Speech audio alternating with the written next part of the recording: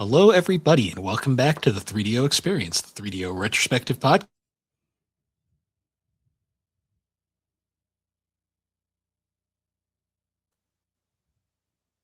Oh, you cut out on me again.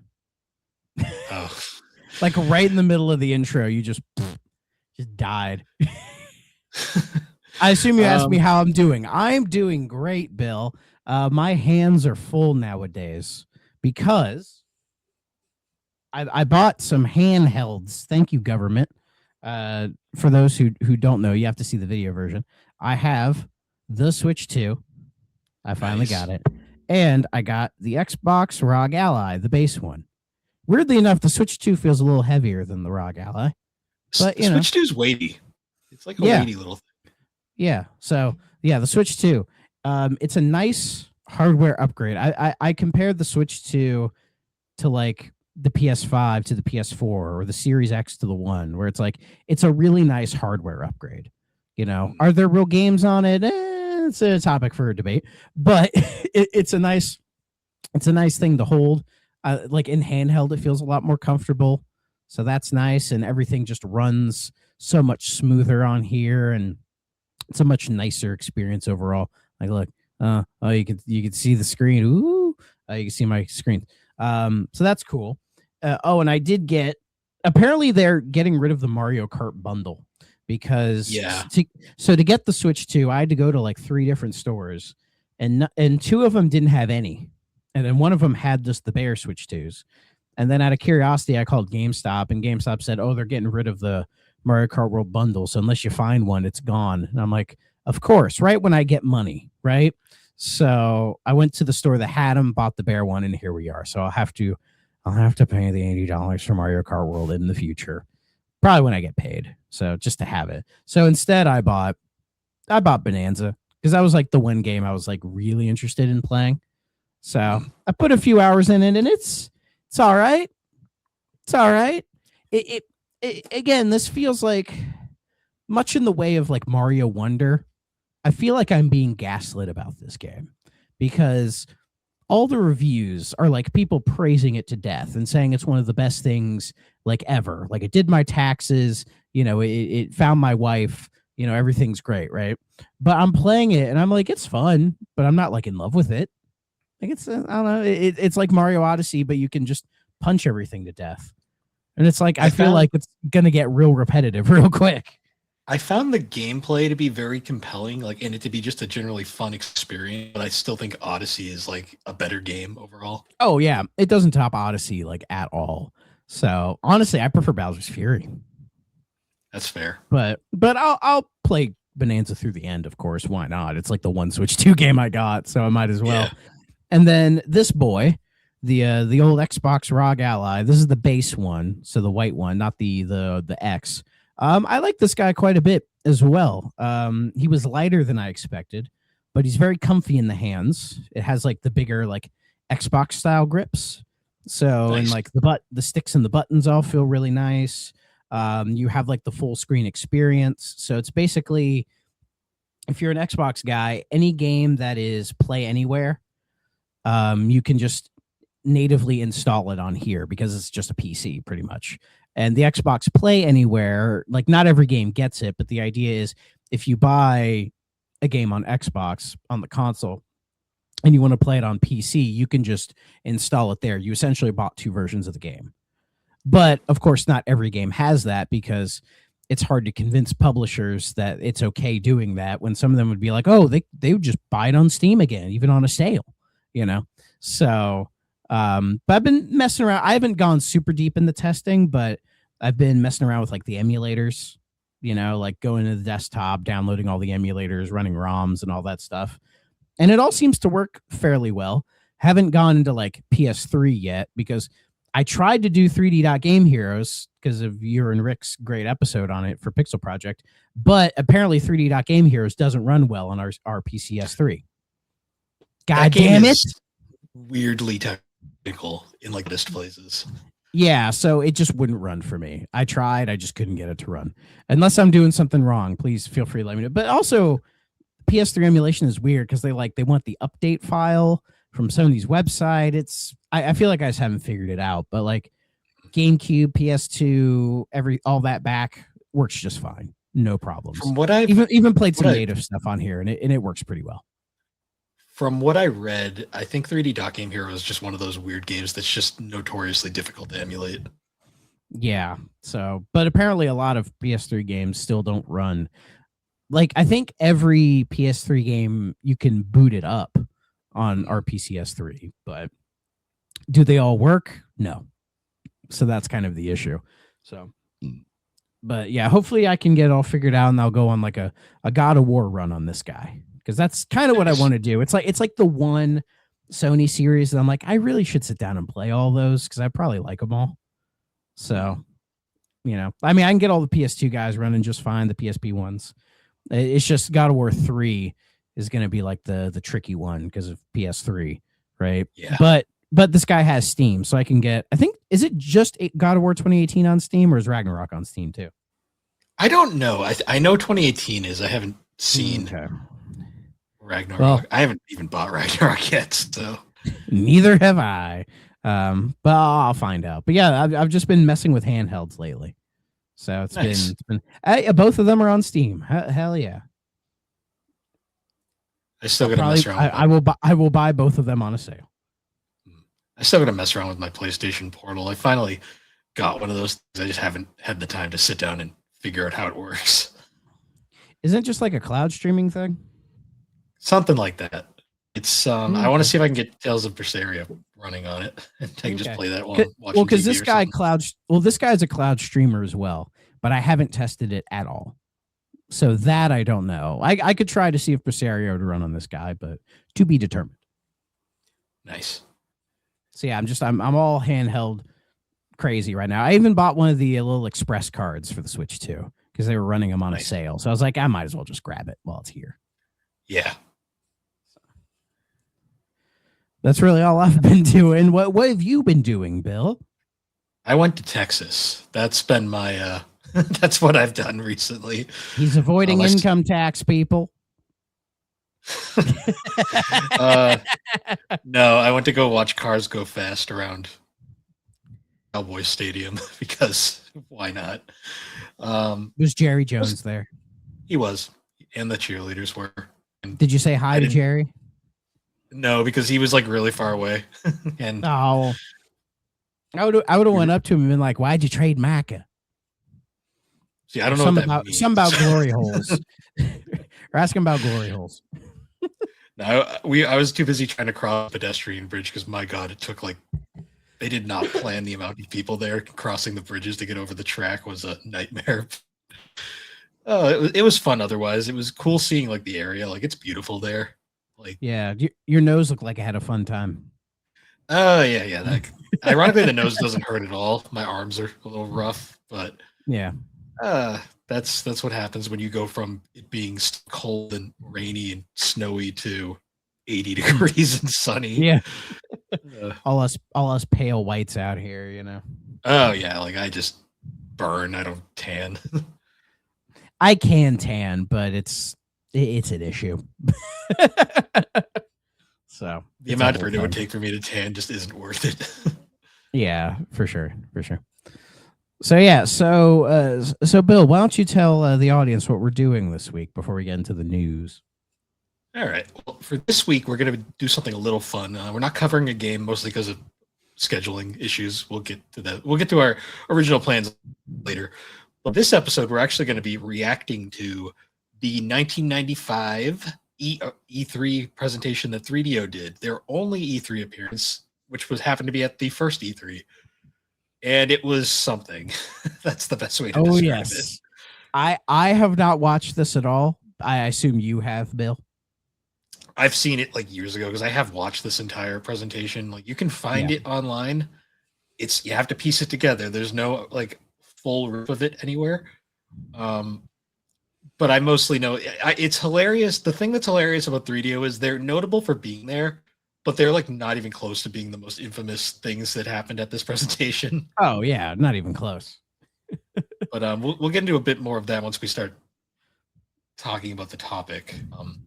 Yeah, but let's get into our news. There really isn't that much, but we'll cover it a little bit. The first thing related to the Switch One or related to Switch Two, Switch Two is finally letting you play Switch One games in docked mode while playing on handheld. So I guess beforehand with a Switch Two, if you wanted to play a Switch One game but undocked, it would render how original Switch One's games did at like 720p. But obviously, the Switch 2 has a 1080p display and it can run games better. So, in this latest Switch system update, if you want to play a Switch 1 game handheld, it'll assume that you're playing in docked mode and will render at a better resolution and a frame rate now. I find it interesting it took them that long to do that. I just assumed it would have been fine, but I believe all the Switch 1 stuff is emulation. So, yeah, that's like such a fix that. Such a Nintendo-ass thing. Like, yeah, and there's a bunch of other stuff they mentioned in here. Some other things that you could do one way or the other, kind of a thing. But that was like the big one. So I haven't messed with the GameCube app. I have it, but I haven't really messed with it. And I totally forgot the game chat was a thing because I haven't bothered whatsoever. I'm not buying that microphone because we have cord for now. Oh, we don't know. Yeah, no need for that. Let's see. What else do we have? I guess, the Saudi Crown Prince Mohammed bin Salam, his firm has acquired 5% of Capcom. So our buddy Tony mentioned this to me the other day that, I guess the Saudis are, because I had forgotten the Saudis basically acquired the entirety of SNK. I forgot that they had, and they recently bought all of Evo. And they're gonna ruin Evo by doing an Evo event every month or something like that. Really bad. And now they have 5. Well, it's like this firm has 5% of Capcom, and then I believe there's like something else, another thing connected to the Saudis that has 5% as well. So now they have like 10% in Capcom or something. I don't know. It's weird, but it's like, oh man, they're slowly going to erode everything with all their blood money. It's like, didn't they kill that journalist? Yeah. It's just a shame that, these companies like Capcom and Nintendo or the other companies that they've acquired have just like haven't said anything against it. Been like, maybe we shouldn't do this, but it's capitalism. Who actually cares? Yeah. Unfortunately. Yeah. Like socialism kills everybody, but when you mention all the bad stuff capitalism does, they're like, la, la, la, I can't hear you. Yeah. Did you see the other Capcom thing that was going around? What was the other one? The voice actor for Mega Man announced that he will not be returning to the role for the new Mega Man game. There's a Mega Man voice actor? In 11, he was voiced by Ben Diskin, I believe. I do not remember Mega Man talking in 11. That's fair. It wasn't major, but apparently, sure, I guess. Apparently, he announced online that he will not be returning, and I believe it has to do with union shit. So. Yeah, because the Japanese companies don't like working with Western Union people. Yeah, it's a thing that's been going on in the dubbing world lately. I've noticed a lot of. I know a lot of VAs that were doing Crunchyroll stuff no longer are doing Crunchyroll stuff because Crunchyroll is one of the few that are still non-union. Last I checked. Yeah. It's just, all these people are like, oh, Japan is so much better than the US. I'm like, you sure about that, buddy? I saw that, though, and I was like, oh. You sure about that? Yeah. Again, it's like I've seen stuff where I saw another thing. I think it was an article where somebody was talking about how, like in Japan, they have like more stricter labor laws, as like you can't just like fire people for whatever, right? But I saw something where in Japan, the like new hires into like the tech and video game industry have gone drastically down. And basically someone was saying if they could fire people like they do in the West, they would, but they kind of can't. So, so when you see these people, when you see these like layoffs in the industry over here and everyone's like, oh, Japan, they're so much better about it. It's like, no, they would be just as ruthless if they were allowed to. Like Yeah. like they're not hiring new people. It's a whole thing. Okay, so again, it's just guys actually do some fucking research and stop sucking off Japan because it's because they make all the weeb shit I like. It's like actually look into how they handle things. Okay. But Yeah. media literacy, America, they don't mix. Sorry. So sorry, I just had to get that off my chest. Anyway. It's all good. All right. Well. Speaking of bullshit, we'll finish off with this because I saw this. NVIDIA announced DLSS 5. I believe it's like the newest update to their DLS. I feel like I can't say it right. DLSS technology, where it's like the upscaling. And it's been met with a lot of criticism because it says here, whereas previous iterations have used AI technology to upscale game resolution or improve frame rates, this one uses an AI model to alter the visuals of supported games to what NVIDIA calls photoreal lighting and materials. DLSS takes a game's color and motion vectors for each frame as input and uses an AI model to infuse the scene with photoreal lighting and materials that are anchored to source 3D content and consistent from frame to frame. So basically, the short of it is you can now they're like, oh, you can like take character models in games that are already out and upgrade them. And by upgrading, you can basically turn every character in every game into a yassified looks maxer. Oh, is this what that goddamn Final Fantasy VII picture I saw was? Yes. Well, here, Bill. Let me show you. Here, I'm gonna send you this picture that basically is from the video, where the one on the left is what I believe this is Requiem. Like, what's her name? Is it Kate? The girl in Requiem? I haven't played it yet. Hold on, I'm gonna look it up because I feel bad not knowing. Oh, Resident Evil, I believe so. Yeah. Yeah. Grace. Sorry, Grace. So the left is what Grace looks like in the game, and then the right is putting up the new DLSS 5 technology. So I'm sending it to you now because I know you haven't seen it. So okay. Yeah, and this is what everyone's complaining about. Oh.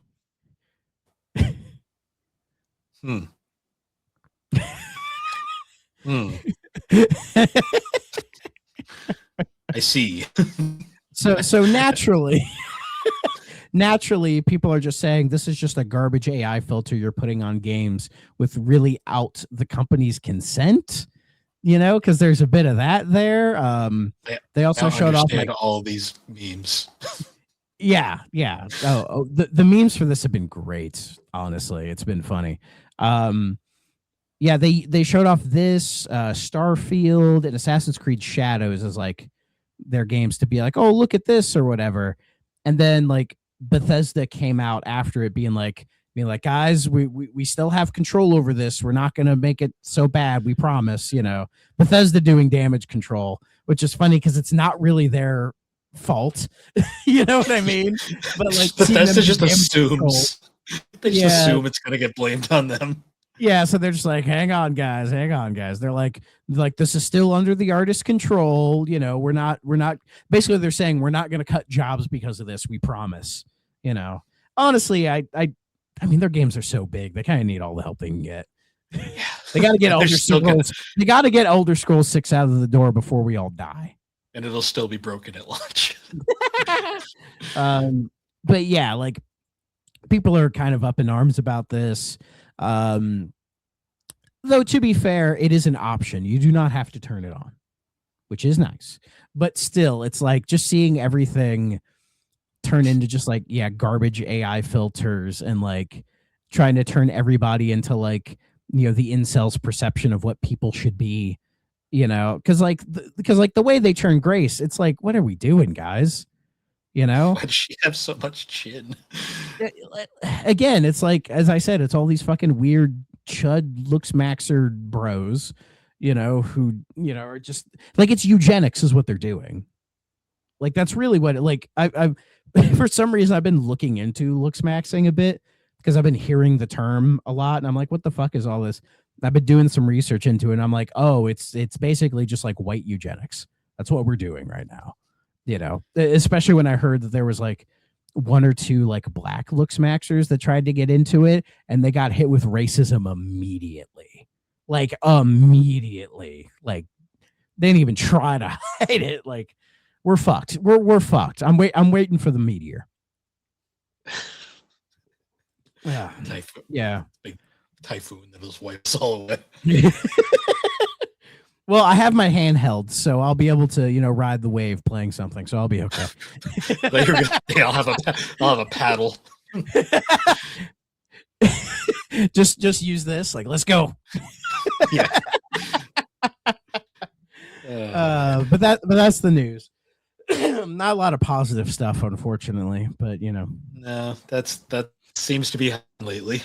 Yeah, honestly, the most positive thing is, I entered into the Switch 2 realm. Look at me. I'm finally here. What do you think about the magnetic Joy-Cons? I'm still not 100% sure about them. I like them. Honestly, they feel sturdy. Like holding it like this, I don't feel like they're gonna pop out. Though I like the button, so I can just boop. I like it. It feels nice. No, you know what I hate? The one thing I hate? Hold on. Are these fucking things? Like, what are we doing, guys? What are these? Audio listeners, they're the little attachments that you put on the Joy-Con so you can have them like in like Wii remote mode, pretty much. They're these like weird, like hollowed ring things. Like in a way, I get it because if you look at the Joy-Cons, right? Like you can tell they made these more with the idea that people will play them like this. And they do feel a little bit more comfortable playing them like as one controller. So this is like them trying to compromise it, but it still just doesn't like it. I don't know. I feel like I'm going to lose these at some point in my life. I already don't remember where mine are, so that's probably a bad sign. Well, I'll remember because my son will want to play Switch Sports, so I'm going to need him for that.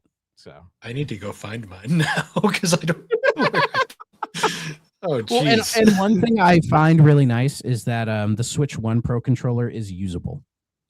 Yes, I use that. So I will. Yeah, so I'm keeping. Well, I have the Switch 2 Pro controller. It's fine. It's all right. Like there are things about it I think are nicer than the original Switch Pro controller, but there are some other things that I have questions about. That's fair. And it's way too expensive. I paid way too much money for this goddamn thing. But I have it, and it's okay. It's okay. The D-pad feels a little better. Like, all the buttons feel a little bit better. What bothers me really is how thin the sticks are. You know? Like they're noticeably thinner, and I'm like, should I be worried about that? I don't know. And I wish we had analog triggers, but whatever. Yeah, can't win them all, unfortunately. Oh well. I mean, they're not going to put analog triggers on the Joy-Cons, so no, I don't blame them. So, but yeah, that's pretty much everything that I can think of. We did get new Nintendo music. Oh, it's one that when I saw it, I was kind of like, that wasn't already there. How many of those are there? A lot. This was one that surprised me, though. Oh, really? That wasn't there? Okay. No. Super Metroid. I'm fine with that. I love Super Metroid soundtrack.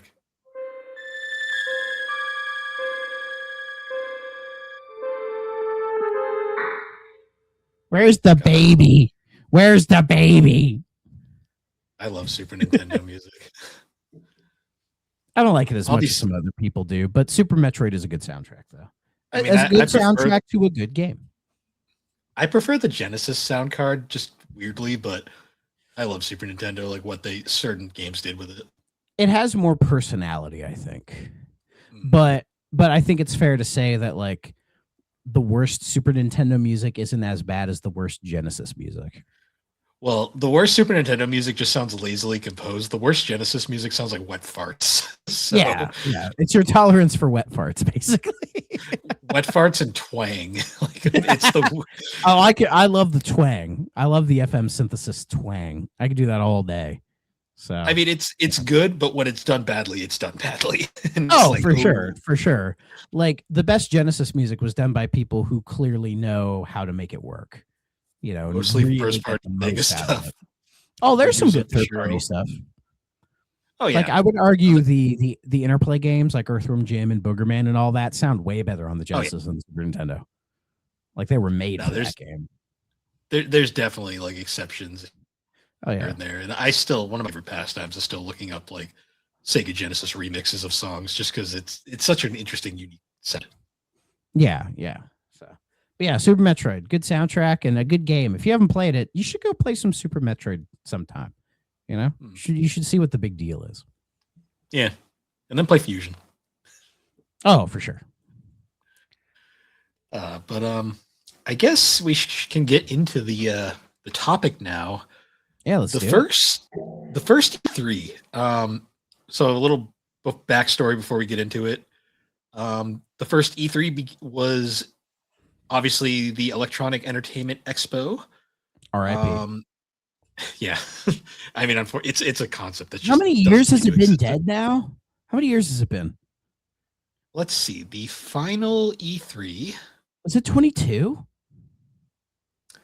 I don't even think 22. I think it was canceled. The final one was 21, and it was like, and that was after they missed. That was the That was the COVID one where it was all virtual.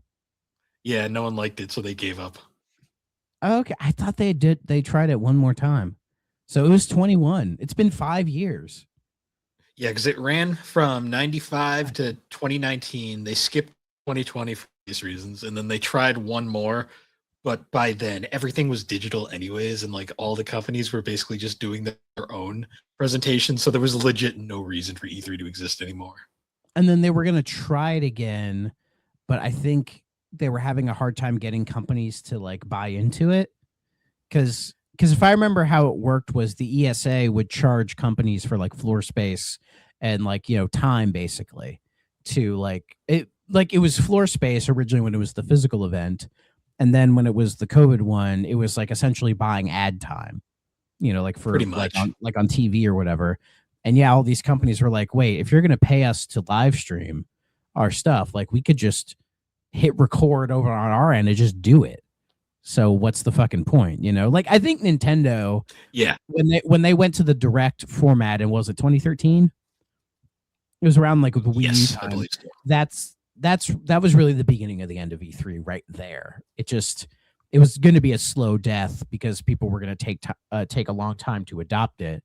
But then COVID happened, and then it kind of fast forwarded everybody adopting it, and now we are where we are. So yeah, that's crazy. It's been 5 years, man. It's been a while, and it's really sad how nobody misses it. Really, like well, also the ESA are terrible. Well, yeah, it's so like I don't mind that they're probably out of business. I don't mind. They're shitty people. Yeah, we're not going to get into the details of why the ESA sucks. If you're not sure, go do your research. There's quite a bit that happened. We won't talk. There was a mystique to E3 that I think it was more just like people have the only thing people miss are like some of the famous E3 moments from over the years. Yeah, but the event itself is kind of just a thing that I don't think we really are going to ever miss. Well, because I think people liked the pageantry of like the 2000s and the 2010s and like the console war stuff. And E3 felt like every year was like a battlefield where these companies like, you know, came out here and tried to fight for our attention, really. Whereas like these days, they really don't care anymore. You know what I mean? Like it's such a different landscape now. And I think it's just people miss that time where it was like, you know, like Sony would come out and talk dog shit about Microsoft. And then Microsoft comes out and talks dog shit about Sony. And Nintendo's like, we're here, guys. Here's Wii Music. You know, like oh God, I think just people miss all of that like pompous crap, you know, which is fine. Oh, yeah. Like there was a mystique to it because these days that stuff doesn't exist anymore. So I kind of get it, but like I still remember the Twilight Princess reveal and how like people lost their fucking minds. Like people were crying seeing Miyamoto come out with a sword and shield. Yeah, and then we get a clip of like man. We get a clip of like a somewhat GameCube looking Link Force, and it's like people were like, "It's the greatest thing ever," and I'm like, Yeah, "Why do I when they feel saw like better?" it's not Toon Zelda, and I'm like, guys, this game's worse than Toon Zelda. This game's Sorry, just this Twilight game's Princess just a isn't as good as Wind Waker. It's not. I'm sorry. Twilight Princess is just a less interesting Ocarina of Time. And I don't even think Ocarina of Time's that good. Yeah, I said it. Um, You're not wrong. Yeah, I wish I had a soundboard. Majora's Mask was better. I don't even like Majora's Mask. I like Ocarina of Time more than Majora's Mask. That's fair. I think Majora's Mask is more interesting. I'm not even a big Zelda guy, so. I mean, we don't have to get into it. I just think the whole time mechanic in Majora's Mask is just like way overblown and just makes the game more of a hassle than it needs to be. That's just once you figure it out, it becomes a non-issue. I enjoy just the. I just think it's unnecessary. It doesn't need to be there. Yeah, that's true. But oh well. But just let me sail on the open seas. That's all I care about. That's fair. I mean, Wind Waker is better than most of the games in the series. Yeah, so. exactly. It's up there. But anyways, but yeah, I think people miss all that bullshit with E3. So I think that's what it is. Because like nowadays we have Summer Game Fest, the Keighley thing, and then Keighley doing the Game Awards. And it's like, I guarantee you, people are going to look back on the Game Awards in like 10 years' time and go, man, those were like really cool events and some great times. I already know it's going to happen. And we're all going to be like, no, we all were shitting on it back then. What are you talking about? Like, but yeah. that's just nostalgia, is basically people going, oh, that thing was really cool back then. And then people who were around back then going, no, that actually like sucked. You know, you're just a child. Yeah. Like most people, when they think of E3 now, they think of the memes, like the infamous Reggie, like my body is ready. Or yeah, I'm about kicking ass. Or my personal favorite, the fucking the disastrous PS3 launch with the $599 $599. Giant enemy crab. Press X for massive damage. But that is honestly nowadays. That is a fun press conference to watch, because it's just you're watching them and you're like, guys, what are you doing? What are you doing? And I mean, my favorite, my favorite, just for absolute cringe, is that ending. I forget which I think it was 2008 when Nintendo was making Wii music like their big thing. And then it ends with all of them like badly playing like Mario in Wii music, like the dude trying to drum. It is so bad. It's so bad. But it's a train wreck. I can't look away. There was also Ubisoft. Ubisoft towards the end became the meme machines, like the where they bring a bunch of people out to dance, because Just Dance, right? Or Mr. Caffeine, the guy that was like widdly like the entire time, and I was like, oh, you remember the guy? Who find this? Do you remember the Peggle 2 guy? Yeah, that guy's a legend. Or I forget the other guy. He has a name, but we all just call him Mr. Caffeine. Mr. Caffeine, yeah. Yeah. Yeah. Like there's a lot of quirky things about E3, and it was fun. But what else you got?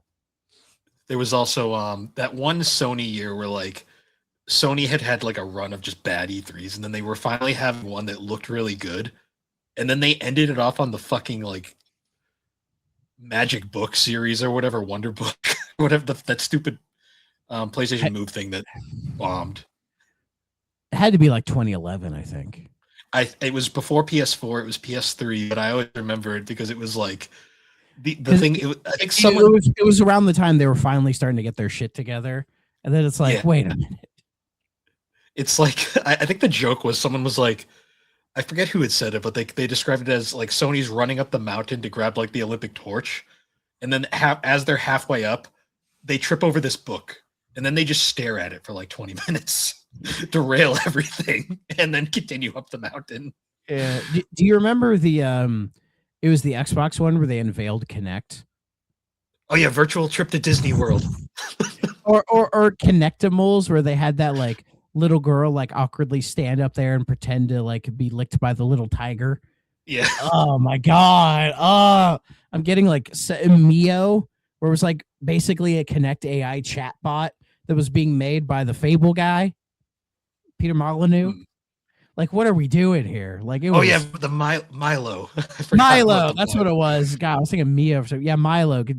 Mia. Sorry, I'm playing Fatal Frame. Like, oh God, what are we doing? It's so.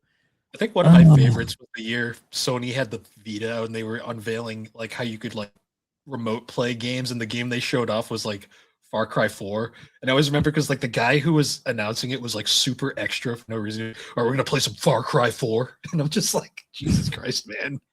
Is that part of that unveiling when they're like, oh, you can get like the mobile plan through like, or we have like 4G through AT&T or whatever, and everybody booed them? Wasn't there something about that with the Vita? Exclusively, the 3G only worked via AT&T, and the yeah, entire and crowd lost their shit. Yeah, classic. Oh, yeah. Didn't they get rid of that like pretty quickly after that? I think they discontinued the 3G version, because no one bought it, because no one cared that much to play the Vita with 3G. Exactly. Yeah, my Vita collects dust these days. Actually, I should see if Vita emulation works on my ROG. I should give it a try. It might work. Yeah. But yeah. E3 is a crazy, chaotic time. Yeah. Going back to the original E3, though, it famously began on May 11th, 1995. So I was like a couple months old. And it ended. I was not even a year. Yep. And it ended May 13th. So it was like a 3-day event. Yeah, like normal. 50,000 people apparently attended it. I think it was originally wasn't it in Atlanta? It was actually Los Angeles, California. Oh, it was in LA? Yeah. Okay. I think it was at the place where it always had been.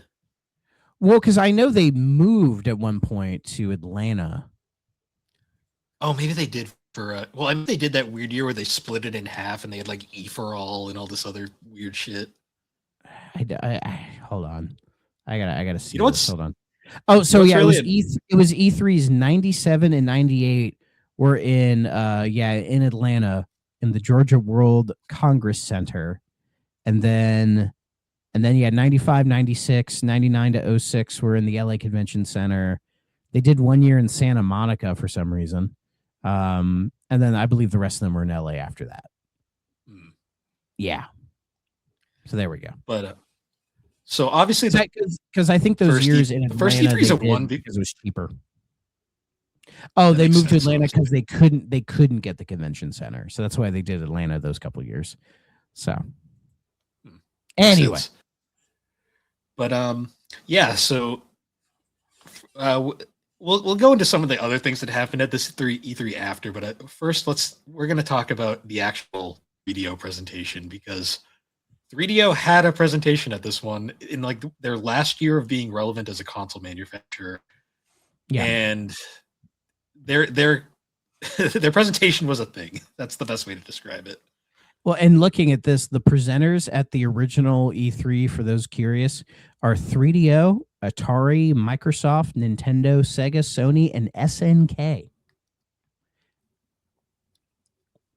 Yeah. What a time. An interesting lineup of characters. So we're going to now go over the somewhat short event. Apologies to all the audio listeners. You're not going to get much out of this.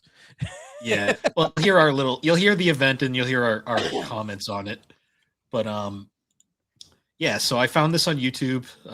It's a not a great quality rip, so apologies for that. But yeah, it's 3DO quality.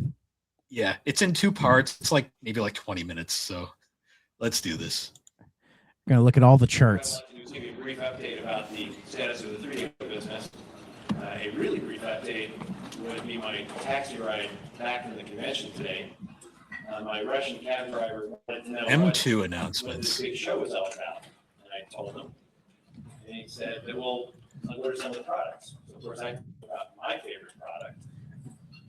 And he said, well, that sounds great. What's it cost? And I said, $3.99. And he said, $3.99? Is that all? Is that trip? Proceeded to tell me that it was very strange coming to America. I think that is, finding yeah. out that everything great about America had to do with all these incredible electronics inventions. Now, leaders were clearly the leaders of our society, but he didn't understand why the Watermark. lawyers had all the money and power. So that was my tax writer. Shout out to that guy. He hasn't posted in like 14 years. Anyway, what I'd like to do is give you a brief update on the current 3DO business, then get into the M2 product, and then we'll get a demonstration. Okay, we crossed over the magic 500,000 unit threshold. This is particularly important in an installed base because we now have 10 titles that have done over 100,000 sales. We have about 20 to 30 titles that have done over 50,000 units. So we now have a very profitable. That's not very good. Even in 95, that's not great. Catalogs were real strong points competitively.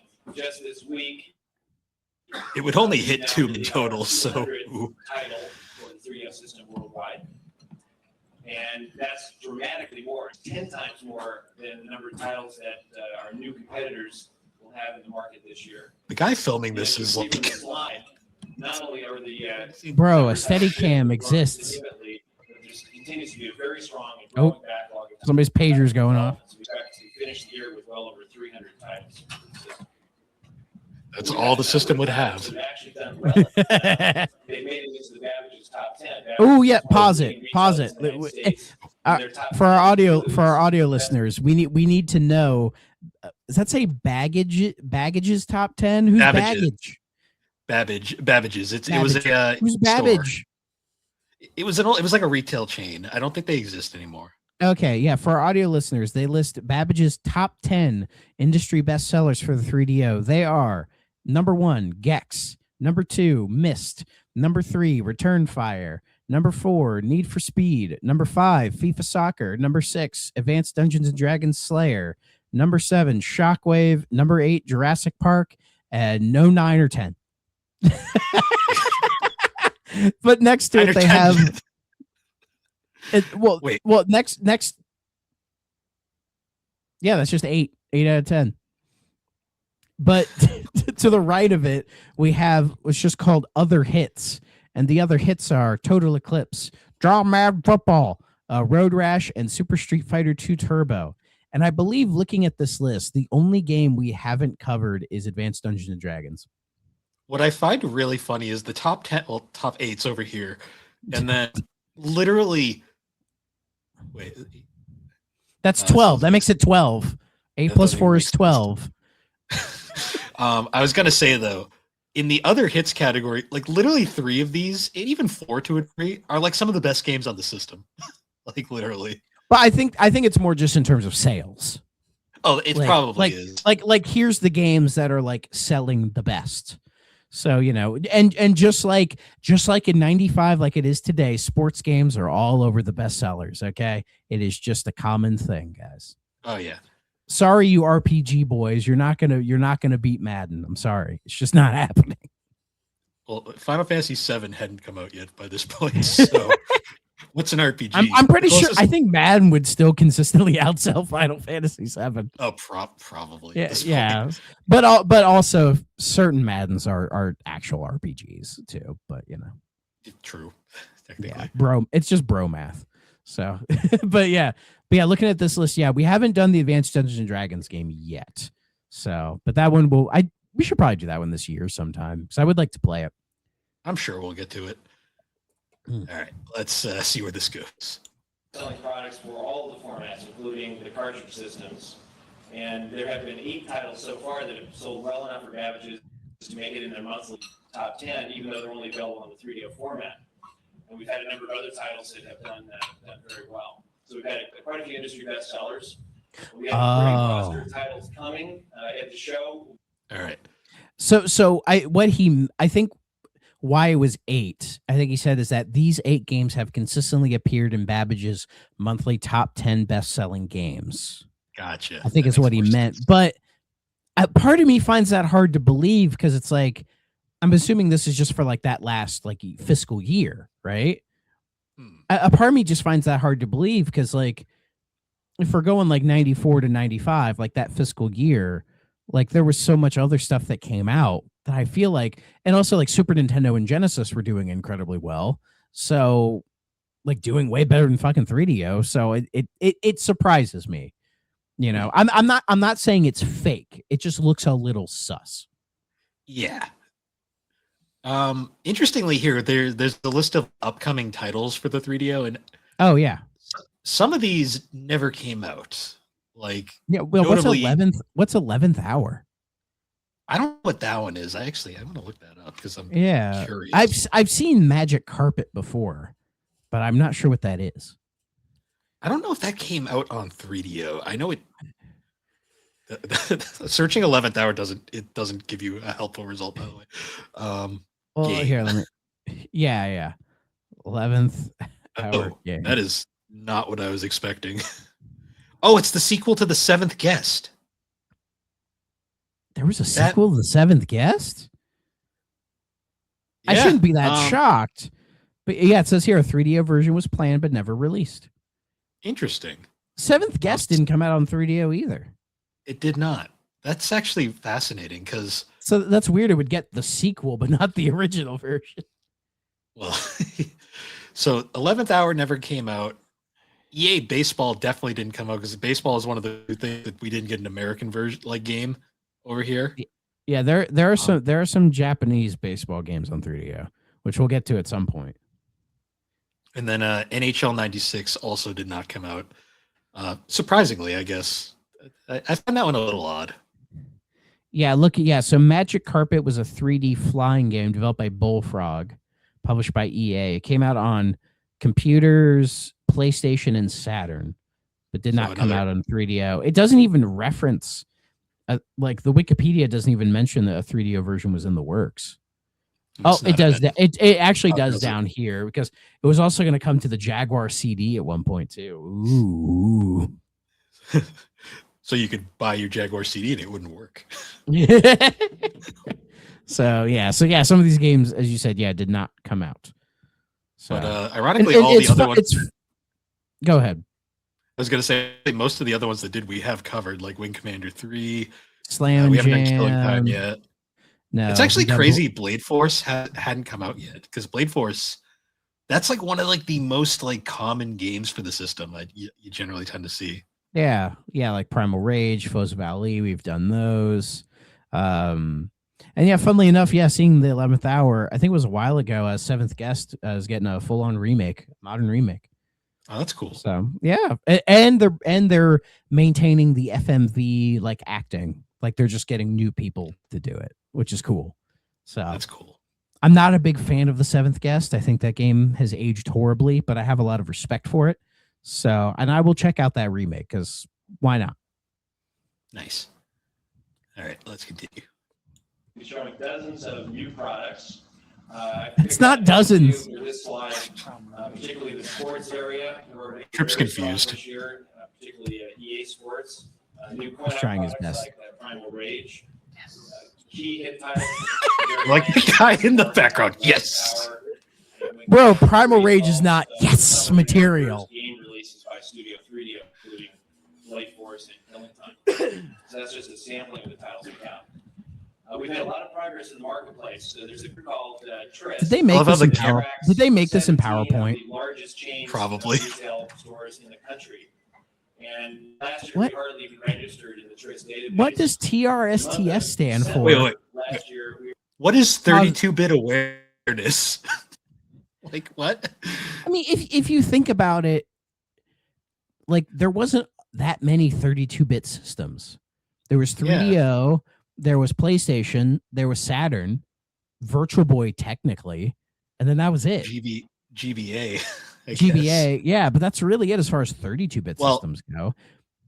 Technically, the Wii and Wii U are 32-bit and GameCube. We're not going there, okay? Stop it. But yeah, I think number one in 32-bit awareness means that, like, if you think about it, at this time, it was the only 32-bit console out there. Because, Saturn hadn't surprise launched yet. Was the 32X a thing yet? Yeah, but that's an add-on. True. Yeah, the 32X was out at this point. But, like, if I remember, like, May 11th is when the Saturn surprise launched.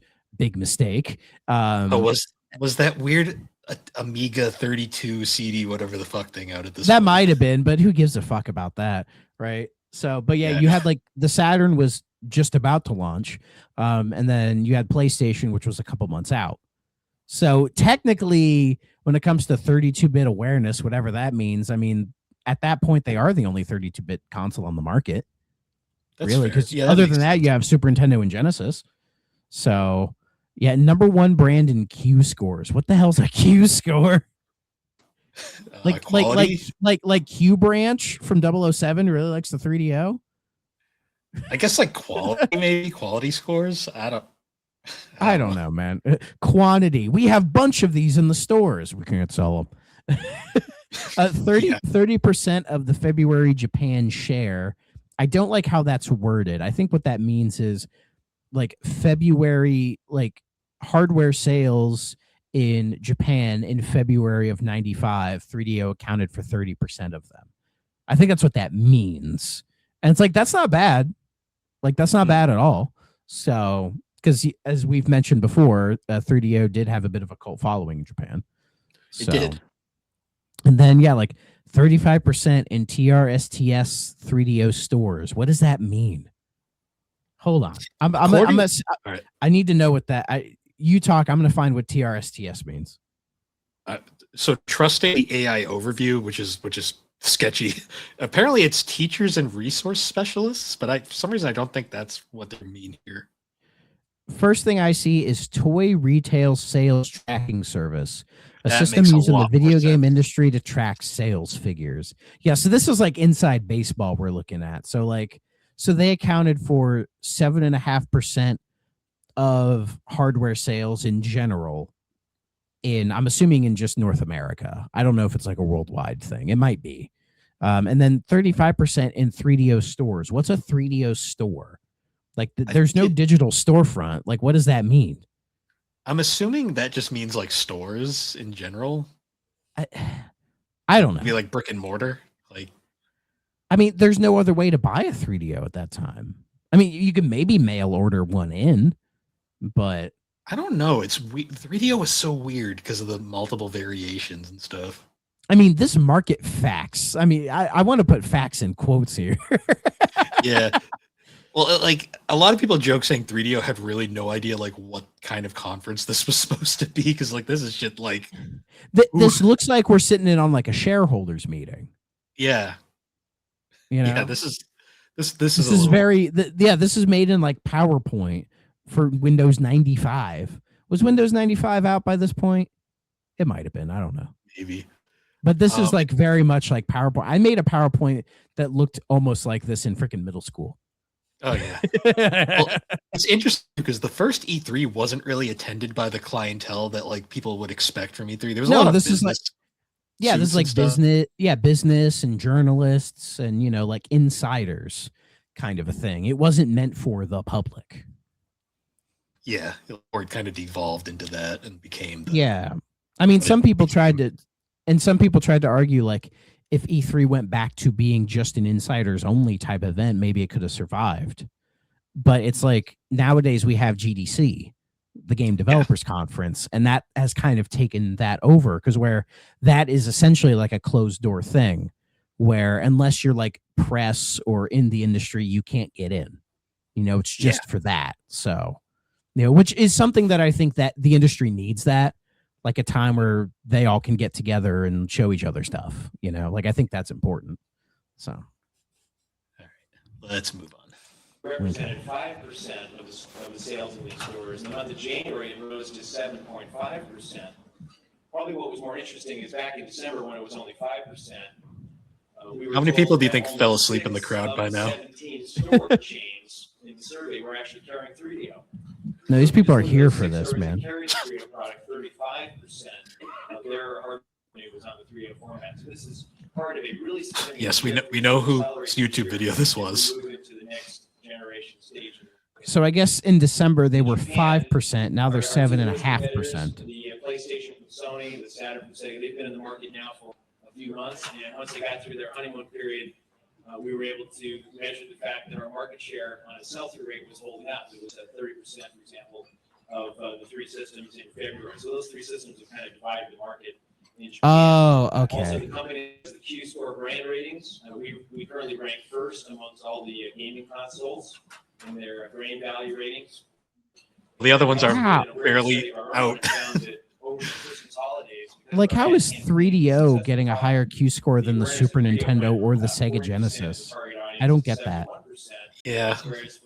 It's probably some like Atari Jaguar like bit logic where they're just taking stuff and making it make sense to themselves. I mean, I don't deny that there's some truth in this, but it just, I don't know. Some about it seems a little weird to me. Like, how are they ranking number one in quality, but they don't have a much more significant market share? You know what I mean? Like, you know, where they're like, oh, we're doing like really well, but it's like, but you only have like 7.5% of the market share. Like, you know what I mean? And then at first, when he was saying PlayStation and Saturn, you know, they've been out for a little bit, I'm thinking, oh, he's talking about the Japan stuff, because I believe PlayStation and Saturn were out in Japan by this point anyway. Yes, I believe so. Yeah. And to be fair, for 3DO to maintain a 30% market share when two new consoles are out in Japan is pretty good. Yeah, there was still people that were on the 3DO train by this point. I mean, the price had dropped a lot. Yeah, because he had talked about, like, he was talking to his like Russian taxi cab driver, and he was doing the sell on 3DO, and then the guy's like, "Oh, what's the price?" And he says, "Oh, it's just $399." He's like, "Oh, that's it?" I'm like, "Come on, dude." I'm like, yeah, that dude doesn't know that it came out at $700, and you've cut it now like in half. It's now less than half that price. See, this slide is interesting the way it's written. So it's What does that say up there? The computer landscape? I believe it's like the competing landscape. Competing landscape. See if the camera guy moves. The competitive landscape. Okay, yeah. So we have personal computers at home, mythology and software spending. Like what does that mean? Like are they trying to imply that like people aren't going to use their computers to play games? Oh, how they were fucking wrong about that. To be fair, at this point, the PC world was like weird compared to consoles, but no, that's in 94 going into 95, like PC gaming was a niche thing. You know, like, I mean, people were gaming on like, you know, Atari computers and Commodores and VIC-20s, and it was more of a thing in Europe because of like the homebrew scene, right? But yeah, like really when Windows 95 came out and then Doom with it, that was really when like PC gaming became more of a thing. And that was like months after this, like months away. So they couldn't predict it at all. But I mean, like Wolfenstein 3D was out at this point. So, and that did well. But of course, I'm not sure how well it did on PC at the time. So, but you know, Doom changed everything, really. Yeah. So I guess they're trying to imply that like, oh, people, you know, don't really use their personal computers at home. I mean, you have to think in 94, how many people have a PC in their house in the early 90s? Like not that many. No, by the end of the decade, it would become a lot more common, but we weren't there yet. That's just one of those things that's really funny when you think about it. Yeah, like they couldn't see that future at all, you know. And then they see like cartridge dedicated systems, technology transitions. I'm assuming they're saying that like, you know, the cartridge consoles that are out, like they're doing well, but their time is limited. You know, they don't have much more time on the market, which is funny considering, consider the Super Nintendo and the Genesis both lasted till like 97, 98. True. These last two though, they aren't exactly wrong here. Like the cartridge was on its way out to a degree. And it was. The CD was about to become the standard going forward. Oh yeah, like CDs, once they entered like into the tech space, right, with CD-ROMs, it really did like open everybody's eyes, especially in games, to like, oh, we can move on from like the 4.5 megabit cartridges that we're using to over 700 megabytes on this guy, right? So yeah, it definitely changed everything. But you know, 3DO, I think they're trying to like paint themselves as like they're on the cutting edge of like the new CD technology. And they kind of are, but it just didn't end up working in their favor because it wasn't focused enough, you know? Because a few months later, when the PlayStation comes out, that was really where CD technology in that way blew up. Oh yeah, You know, because that's where everything changed because it was much more user friendly. Oh yeah, because the PlayStation is basically everything the 3DO did, but better, basically. Yeah, and like developers much preferred coding for the PlayStation. I believe the PlayStation was the first console to where like all the programming was done in C, whereas everything before was done in like BASIC or whatever, which is like a lot harder to do, whereas C is much easier. So developers at the time were like, holy shit, making games now is easier than it's ever been. And we have this CD, we can cram all this shit in there, you know? I mean, I'm romanticizing it a bit, but like, you know, in a way, he's like, but yeah, you're right. He is correct on like CDs are the next thing, but unfortunately, they're not the ones that are going to be, you know, at the front of that train. I will say the 3DO was like the first system to really get the CD thing right. They unfortunately didn't. They didn't capitalize on it at all. Yeah, because you had like the Sega CD and the TurboGrafx 6 CD, which were, you know, add-ons that were, you know, ahead of their time, but you know, being an add-on to a console, you know, it seemed like it didn't hit the way they would have liked them to hit, you know. And then even like the Saturn, I think the Saturn would eclipse the 3DO in a fairly short amount of time. It would. Yeah. It's really funny when you think like the PlayStation, like super easy to program for, and then they saw the Saturn and they were just like, what the fuck? Like, shit. Well, I believe the coding on BASIC is what all of like the previous consoles were coded on. Like Genesis, Super Nintendo were all that way. So in probably for a lot of developers, it was something that was still familiar, but seeing how Sony was making it easier for them, going back to the old school Sega way was kind of a little bit more challenging, which honestly is why some PlayStation games just didn't come to Saturn, because they just couldn't be bothered to go back to the old way. Yep. All right, let's move on. The entertainment systems market. And I point out answer your phone. These two markets always coexisted. You can go right back to the very beginning when it was the Apple II and the PC market competing against the original Atari video game system. And one of the interesting things about these markets is the PC market has grown pretty steadily. The dedicated market has been very cyclical. Every time there's a down cycle in the dedicated market, the guys in the PC market say, the video game is dead, long live the PC, you don't need a dedicated system, a PC can do everything. What is this, like modern day? Technically that may be accurate, but that's a little bit like telling the family that they only really He's making like the console warrior argument. Exactly the same model of car. Like he's doing it sarcastically, but that's kind of what people say now. It's kind of weird. Yeah, in '95, it's harder to make that argument. The PCs, most recently 16-bit cartridge systems outsold the latest generation of personal computers. Not only that, but when a household had because they were cheaper products, one of the others, there's about 10 times more spending on entertainment software for the dedicated systems. So these are clearly getting established as different markets. The 16-bit cartridge business, of course, is declining, and it's going to be replaced by this next Chamber guy. What are you doing? CP systems like 3DO, but you know, it's important not to get confused about what role the PC will play in all this. The PC market will continue to grow. In case you've the lion's share of the entertainment business is going to continue to be on the dedicated machines, just as it has for the last 20 years. Now we've got these two new competitors that have fallen. So I think what he's trying to say is that like the PC guys back then are trying to be all like, you know, why do you need a console? You can just get a PC and play everything, which is what they say nowadays. But in '95, it's harder to make that argument because, well, I do believe emulation was starting to become a thing at this time on PC.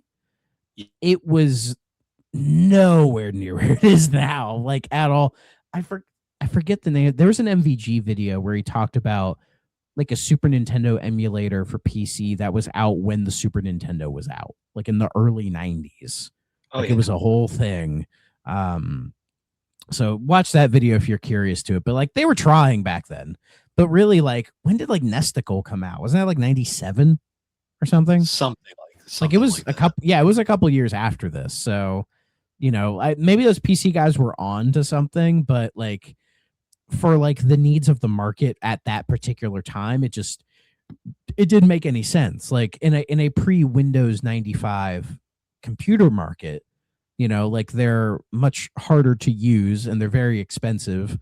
And most people are like, well, what do I really need this thing for? Unless, I need to do like accounting for my job or whatever, like what's the point of this thing? But then, Windows 95 made it a lot simpler, and then more and more games are starting to come out for it. So, again, it's weird just to see like right before like computers started making more sense for like consumers to have, like we're right on the cusp of that.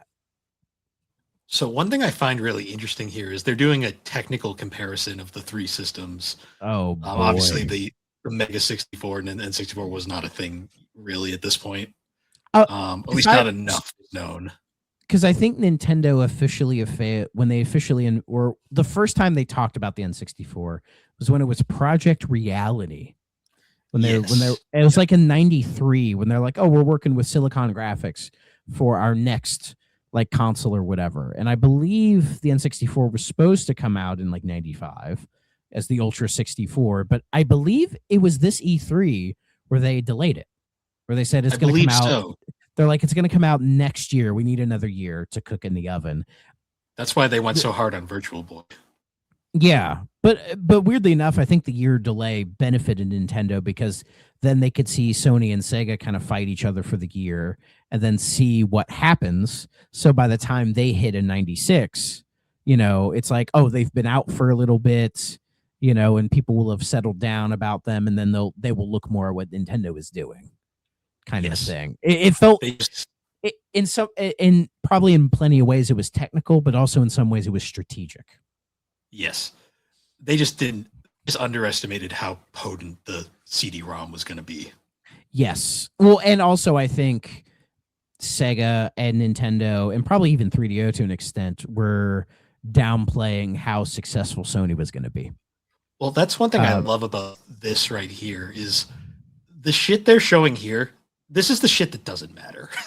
Yeah, they're talking about like the CPU, the memory, how fast the CD drive is, which is so funny. Like how many colors, the FMV. And if you look at it, like almost all of them are the exact fucking same. Like the memory, all of them are 40 megabit. CD drives, all 2x speed. Colors, all 16.7 million.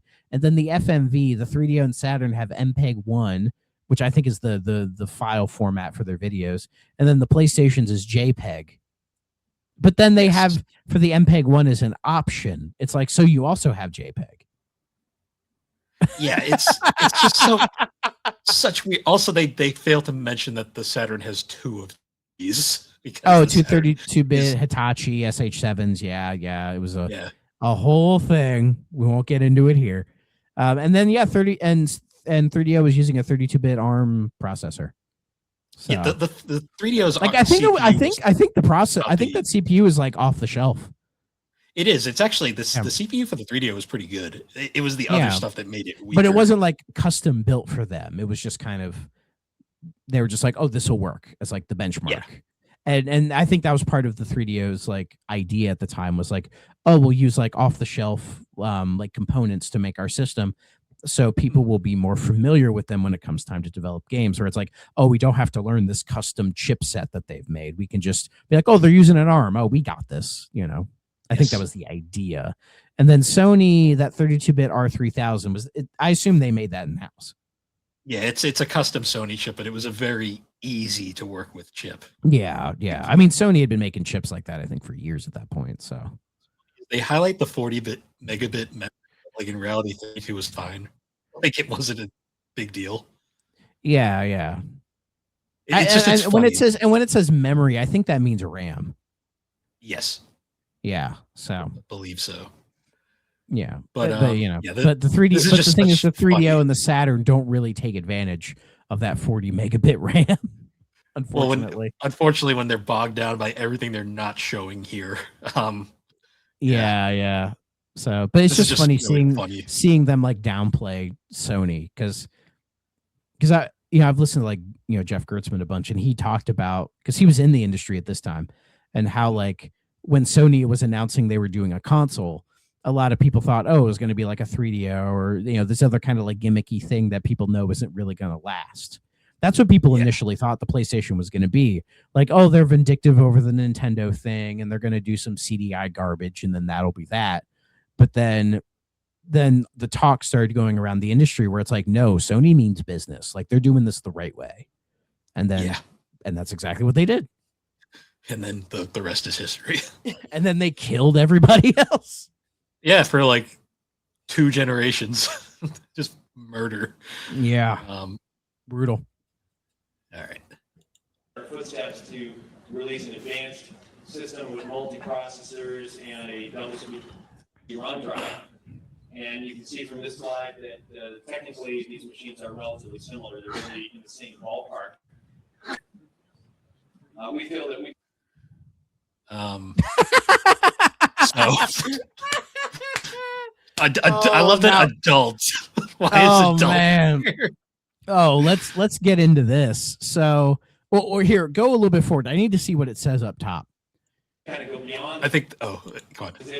Cameraman. Educational software for kids. Product comparison. Okay, so product comparison. Again, it's 3DO, Saturn, and PlayStation, and they have like little check marks for everything.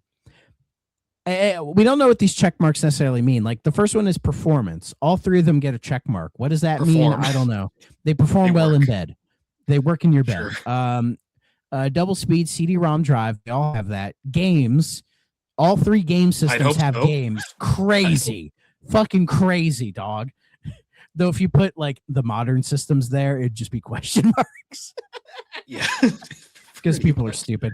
Anyway, but then SW catalog. I don't know what that means. Software, I think. Okay. And then education. But that's the thing, software catalog. So it's like the only reason Saturn and PlayStation don't get that check mark is because they're still fairly new at this time. Yeah. Like they have a catalog of games, but it's a lot smaller compared to say what the 3DO has, because the 3DO has been out for over a year now. Yeah. Or I wonder if it means like non-gaming software. I mean, there is. We haven't covered any of it, but there is. And then education, I guess, Putt-Putt. Yeah, it's got Putt-Putt. And then adults. And Sony have educational games later. I think Saturn did too. Probably. Yeah, and then adult, like, I love that they're highlighting that they have, like, we got porn games on here. Saturn and PlayStation ain't got that. They ain't working with Vivid Interactive. I mean, there's some questionable weeb shit on the Saturn, but that was all, and probably PlayStation. Yeah. But that was for sure. Yeah. And then AV, that's a fucking lie, because the Saturn and PlayStation both have AV out. Uh-huh. That's the Saturn might have S video and the PlayStation might have S video, but like they both have AV out. So you're lying. They have it too, just like you do, asshole. And then architecture mean? Like we use like modern brutalist architecture, but they use like the old school like Art Deco that sucks. Like, what the fuck are we talking about architecture? Our console looks like a VCR. One of its variations, anyways. If they're going by like CPU architecture and the innards of the console, it's like PlayStation wins. Yeah. I'm not even sure. I'm sure 3DO wasn't difficult to make games for. Like, I haven't heard that. But like, people just didn't want to make games for it in general. It doesn't matter how easy difficult. it was. It's just limited. That was like really the issue. And like PlayStation wins. It was easier to make games for, and people were able to push that hardware much more. Yeah, this is such like you're in school and you need an extra slide, so you just make shit up. So go back a little bit. I want to hear Trip like talk about this product comparison. You can go back a little bit. On positioning of the competition, because we have more educational software for kids, we have more adult-only software, we have more audio video capability because we support the gamut of photo CD, video CD. So did PlayStation and Saturn. We're the only company so far that's offering the What does that mean? upgrade But path. they have more video outs. I know they have an S video. Like the FC10 does have an S video, but it's like, who gives a shit? Developer considerations, installed base. I mean, there is a base. Lowest fees, that is true. They did have very low fees. That is one Oh thing. yeah. And greatest freedom, that's true. Yeah, that's true. They That let is them true. make whatever the fuck they wanted. Best software tools at the time, maybe. But again, I feel like you'd have to ask developers, like, you know, who has the best software tools. Because if I remember, like Saturn didn't come with like proper dev kit instruction manuals. Like the dev kits they issued out didn't have proper manuals. So people were like, how the fuck does this thing work? Like that was a whole thing. And then scalable architecture, I guess. Maybe. Develop. He's trying. Trip is trying his best. They're like stretched. They're padding this thing. Yeah, that have led to us having sold the large. Go on. I want to know what Trip would think of this if he saw this now. I don't know. He's very wishy-washy on 3DO lately. That he is. I mean, he talked about it in that Madden documentary recently. So, anyway, go ahead. Largest number of development systems for any of these new platforms, and also have the largest backlog of titles in development. For the consumer, focal point for our business this year. Best software catalog. That's a fucking lie. If you're comparing it to the Saturn and PlayStation, which aren't out yet, sure, I guess. I disagree with that because, I mean, the Saturn came out with Virtua Fighter, Daytona USA, fucking Pepper Knight or whatever. Virtual Cop. I'd rather play honestly, I'd rather play those than most of the 3DO's library. Also, price leader. Obviously, Sony's big moment hadn't happened yet, but as we know, Sony would completely demolish this. Yeah, because Saturn would launch at $399, which is the same price the 3DO is at this point, and as you said, Sony $299, as we all know. So they're big middle finger to everybody. Yeah, and that's basically what did it for them. Is that like, oh, you know, we're gonna come in at a lower price point because fuck you, and it worked because Sony had fuck you money. That's one of the biggest reasons Sony was able to come in so dominant and stay dominant was because they had fuck you money. Sega didn't have. They blew most of their fuck you money in this time. 3DO did not have fuck you money. Atari didn't have fuck you money. Nintendo did, but they just didn't care. Yeah, Nintendo thought they were invincible still by this point. Yeah. Nintendo was like, we don't need to spend our money. We're fine. I mean, they still think that way these days, but that's they're still cheap as fuck. Yeah. And then the one thing that we will do a deep dive in the future is it says M2 upgrade path. Yes, this is a mythical piece of 3DO history that this is a rabbit hole right here. We will get to. We will rabbit hole one of these days, I promise. We'll get a bit of a sneak peek here because I do believe they go into it later. Yeah. It's going to be the sale of the current 3DO system from Panasonic and Gold Star. And we believe that we can have a dramatically stronger software library than the competition. We have much lower manufacturing costs. Whatever makes you feel better, Trip. As it has in Japan, translated to some pricing advantages over the course of the year. And also we offer this upgrade path for the M2. So that leaves us in a pretty good position. Now looking at how we position.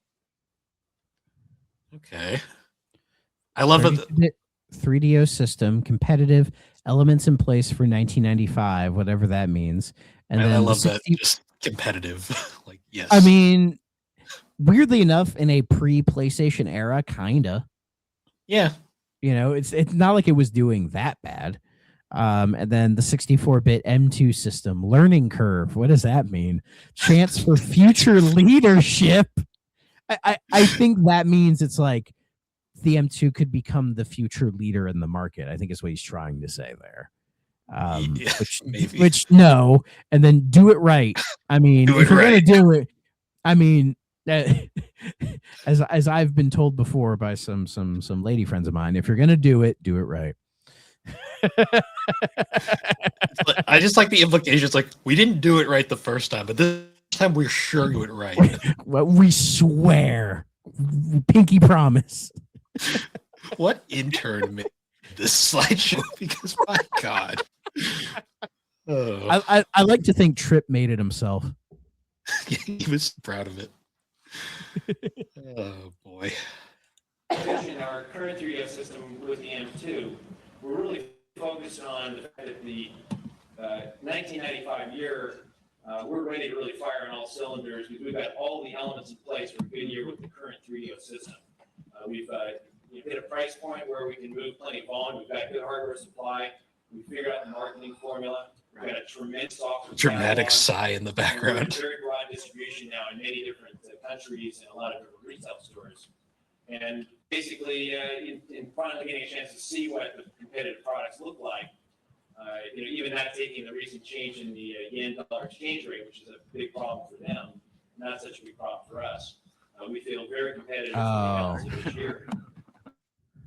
Now, I think he's talking about in like the 90s when Japan's like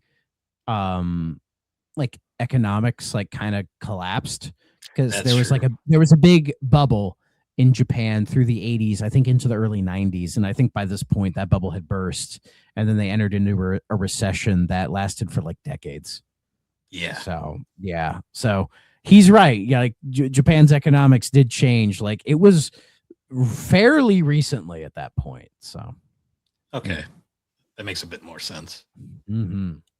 And a learning curve the last 4 years. We've learned a lot about this business. We can take all of that knowledge now and roll it into how we run the M2 business. It's a chance for us to start over, wipe the slate clean, and try to do everything. Because we fucked up the first time. And the technology is so good. We're doing great. Oh, we'll do better next time. For us at real industry leadership. That's one thing. $700 was a mistake. We understand. This year is that nobody's going to be a big winner and nobody's going to be a big loser. The market's going to be. That's not true. Man, I think one person's going to be a big winner. Oh, somebody's winning hard. Share the action. With M2, we have to expand on that and really become a market leader. What's important to us is not exactly when we launch, but how we launch. We want to make sure that we do it right. And of course, that depends on having the right software, having the right product configurations, having a good marketing plan, having a good distribution and territory rollout. And this is a feature that you find in very high. I find it crazy that even like taking PlayStation out of account, right? The idea that the M2 could be the market leader when it's like you have Nintendo doing, Nintendo being at the top, which I think they were at that point, or it was still them and Sega kind of fighting for it, but they both were fairly competitive, like 1A, 1B kind of thing. They were losing it in 95. They were losing that trust. They hadn't lost it, but it was on shaky ground. But like the Genesis was still doing really well. Like it was still selling very well. People were still making games for it. Like the market was there. In fact, I believe at the end of 95, when Sega was looking at their financials, I think the Genesis did better than the Saturn over here. Saturn did better in Japan. But the Genesis sold super well over here. In fact, I believe Kalinske suggested that they should delay the Saturn over here another year because the Genesis is still so strong. It's like, why bother? Like, we still can get another good year and a half out of this before we do Saturn. And then they could take that year to refine the hardware and not make it so fucking hodgepodge, and it would be a better thing for everybody. But Japan was like, fuck you. Yeah, and also doing it our way. To own a fucking 32X. Yeah.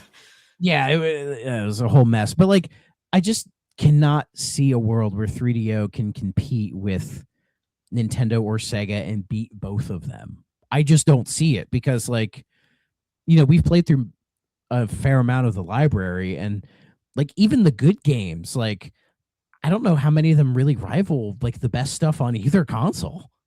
Yeah, it's and there's some fantastic games on the 3DO, but like.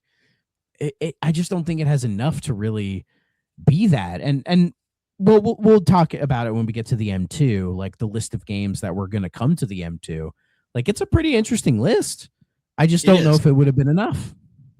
It's a weird case of like, it's kind of a what could have been thing, because like, yeah, everyone knows the only true 64-bit console when bits were a talking point was the N64. I mean, Jaguar is 64-bit though. Jaguar is like a weird thing. It is 64-bit, but it was so hard to make games that were 64-bit that everybody just used the 16-bit processor they threw on there because they're like, oh, people will just use that instead. It's weird because like the Jaguar's main processor is technically 32-bit. There's the Genesis processor in there, and then there's these like blitters and things that are technically 64-bit that bump it up to 64. Yeah, it's a weird.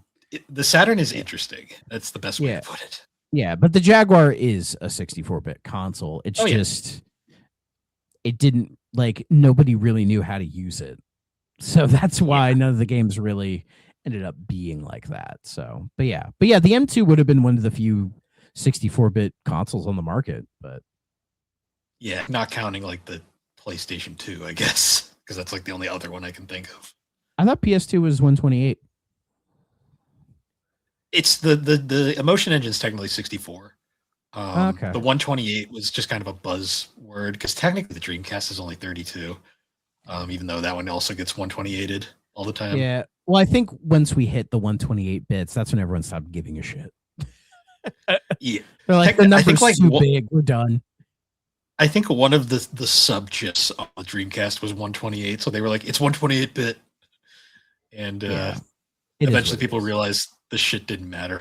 Yeah, the Xbox 360 is my favorite 256-bit console.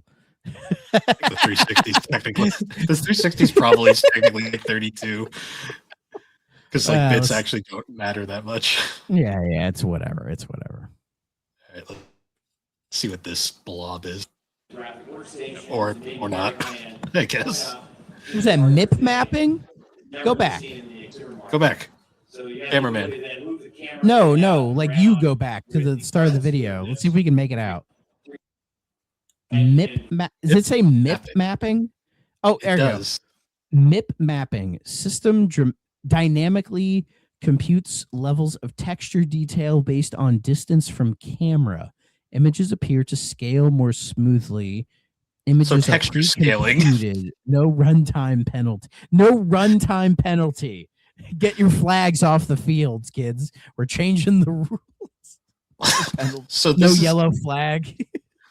They just made a new word for texture scaling. Well, I don't think texture scaling was like a thing yet because like 3D games weren't that common in 95. Yeah, I guess this was their attempt at making. I guess they were trying to make the new term, but most people were like, "That's stupid." Hashtag MIP mapping. We need to bring it back. And then the picture they use is like this weird. I can barely make it out. Is that a dinosaur? It looks like a dinosaur. I don't know. Ugh, disgusting. I'm typing in MIP mapping just to see what comes up. I hope it's not offensive. I was saying maybe turn safe search on just to be safe. MIP mapping is a computer. Okay, so I guess it is a word.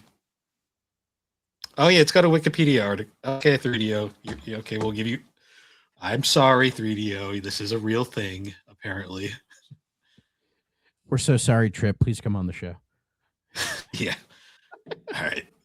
So let's very high-end graphic workstations and maybe very high-end point-out 3D hardware today. It's never been seen in the consumer market. So you have the ability to then move the camera in and out and with incredible smoothness, which makes everything look very real. Another perspective corrections. Takes the Z dimension into account when mapping a texture to a polygon. Current system texture. Oh, that's Monster Manor on the left. What is it? It's Monster Manor. Oh yeah, he's like the hand with the gun. Yeah, shout out to Monster Manor. One of the one of the best games on the system. A great game. And then And that's apparently, go ahead. so I was going to say, apparently the texture with correction is just the fucking Windows screensaver. I was just about to say it looks like the Windows brick wall screensaver. If you know, you know. Yeah, but it has like a blue sky. Like, how does that look better? Like to me, that looks worse. It's like this looks like something. This is literally the. I'm sure. I mean, but Monster Manor was all like 2D graphics, right? Like it was all pre-rendered. It was the Doom style. Well, technically Wolfenstein, I guess. Yeah, but it's all like 2D like art. You know, I don't really think there's any 3D graphics in Monster Manor. No, it did whatever the whatever like Doom and Wolfenstein did, where it's not technically 3D. And it's so crazy when you see this stuff, and it's like, look at this like 2D, like this really nice 2D pixel art, and they're like, this looks like shit. This is the future, and it's some crappy 3D polygons. Yeah, I'm like, did people really think this looked better? Like, come on, guys. I'm sure this is technically superior, but like this, this is such a bad comparison. I know, but they're trying. Feature hardware's perspective correction. The image on the left, you can see that as the texture map that's on the wall is getting closer and closer to us, who's the left side of the image, it's starting to get distorted. And that's because none of the hardware systems today have this perspective correction feature.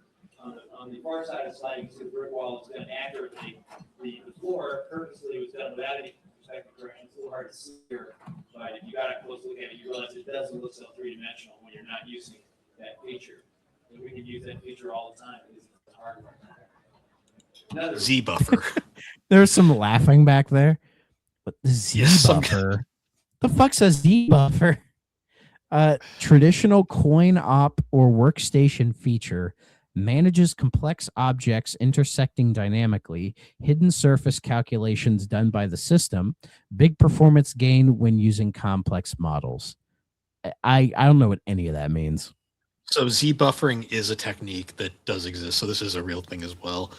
Sure. A Z buffer, also known as a depth buffer, is a type of data buffer used in computer graphics to store depth information of fragments. The values stored represent the distance to the camera, with 0 being the closest. So depth of, so it's like depth of field, basically. Pretty much. Your field of view, like the system, it'll recognize textures from a certain distance to like the player character, kind of a thing. I think that's what that means. Basically explaining that the for a system that never technically came out, they were like, it's going to do all this stuff that's commonplace nowadays. So, I mean, this is revolutionary stuff at the time because they're trying to figure out like, oh, if we're going to be making 3D games, how's that going to work? You know, it's interesting because I'm pretty sure like they had no idea what the PlayStation could actually do at this point, so they were just no. Sony, I think, kept everything very well under wraps. So I think they wanted to shock people. And they did. Mm-hmm. Really exciting feature is the Z buffer. What this basically means is if I've got a fairly complicated 3D world and I want to move the camera angle, sometimes I'm going to be looking at objects that are obscuring or hiding other objects, and I need to be able to figure out automatically how to render that scene. Trip's about to do the chop. What parts are visible and hide what parts are not visible. With the Z buffer capability in hardware, his hand like this the whole time. Yeah. Oh, we got a new screen. Ooh. Mortal Kombat. A game not on 3DO. Is that the Genesis version? Oh, Way of the Warrior. Oh, fuck off. That's Way of the Warrior. Virtual Fighter? Yeah. Hell yeah. I think that's Battle Arena Toshinden. I was gonna say Toshinden. I never played it. Oh.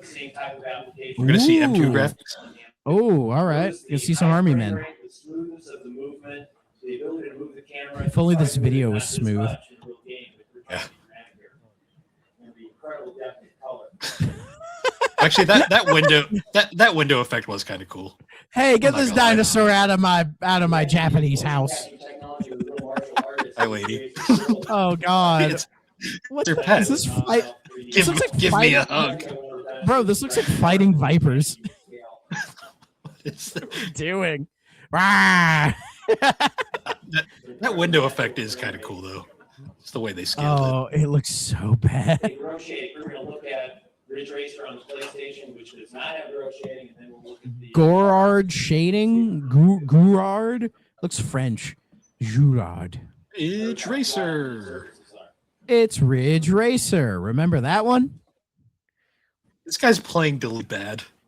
Just It's too bad. Oh, and they're like, look at how fucking sick this game looks. the Honestly, guy in the that looks kind of sick. I'm not gonna lie. Wait, what? What? Some dude in the background being stupid? Listen to the guy in the background.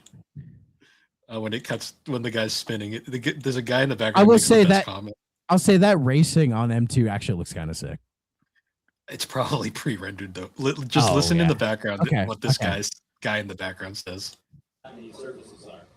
Yeah, but it's still a good game. Wait for it. It's too bad it won't look like that. Too bad it won't look like that. He knows his shit. He's over Ridge Racer is like, yeah, but it's still a good game. If he's right, I love Ridge that- Racer is a good game. The person playing Ridge Racer 2 was literally just playing like shit just to make it look bad. Yeah, that dude's I mean- like, yeah, but it's still a good game. There's no way it's gonna This- look like that. It looks good, but this is like a pre-render. Like there's no way Yeah, the game's gonna yeah, look like this. like that looks like some you'd like if that was on Dreamcast, you'd be like, yeah, I believe that. Yeah, Dreamcast. Well, I mean, we don't know. The M2 is such a weird graphical thing. It might have looked like this. We've just Who never knows? seen it. But like, I don't like. I couldn't see something like that on N64. No. No, well, because the frame rate would go to shit and it was super like choppy. And it was bad already. It's just getting even worse. Yeah. There's no way it's gonna look like that. I love I love that comment. This first demo is going to show you some panels of colors moving together, which shows you how easily we can blend together these images because we're filtering capability. This is showing bitmap first. Cow. On the bottom, Cow. you see bitmap. Ow. And you notice that as you zoom into the scene, it's very natural. When you look at the top, it's the same data with the bitmap you turn off. Notice that the green grass kind of flickers at you as you zoom in and out, and when you get in close, you lose a lot of the detail. It's one of those memes where the PC players are like, look at this versus this. Zooming in on the eyeballs.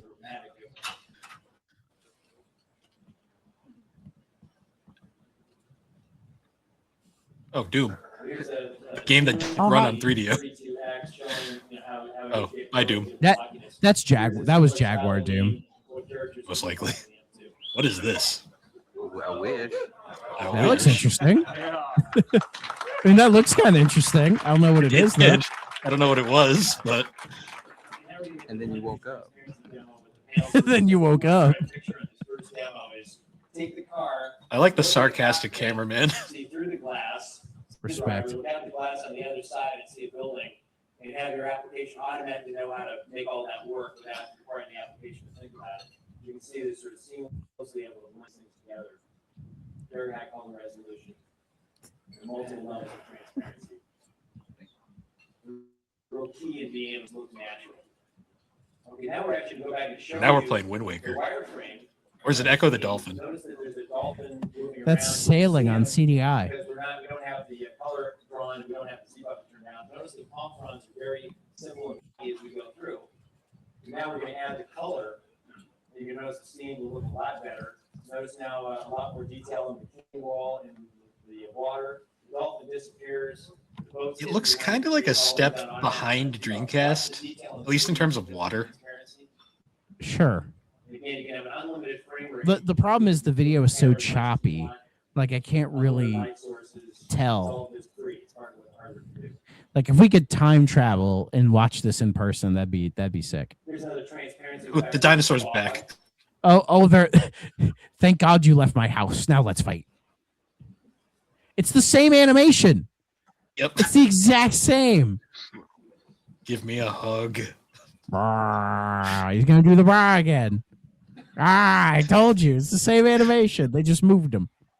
Which is like the real thing. Play your outdoor Wait, games wait. outside. Trip. It's just The real thing where you normally fight nothing like- dinosaurs. Ain't nothing like the real thing, man. I like the implication that Trip Hawkins fights dinosaurs. I believe it. Uh, I believe it.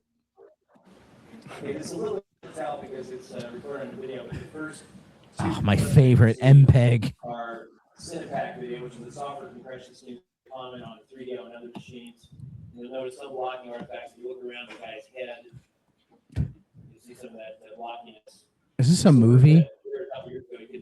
that was Now, first with MPEG, it's just videotape quality. I think this is going to be a particularly useful feature. that man's been about facing just on repeat.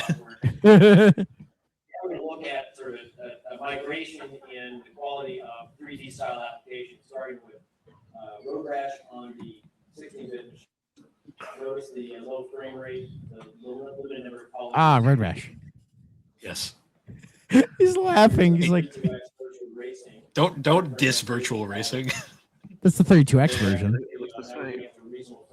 It's actually like one of the better versions. This is Right. Daytona for the Saturn, which is comparable. To be Daytona for the Saturn did kind of run like shit, but that's fine. Yeah. Putting it this way, just so you can see what a quantum Oh, this thing again. I still have a soft spot for the Saturn version of Daytona, but that's a whole other thing. Nice. Too bad it's not gonna be on the real system. Fucking burn, dude. It's not gonna be on a real system. He's like, the M2 is bullshit. He's the guy that's like, he's the guy at like every E3 who was always like, it's just a pre-render, it's not actual gameplay. I mean, it's the Killzone 2 trailer. The hell? Okay. Is this the legendary Daikatana? what the fuck am I looking at?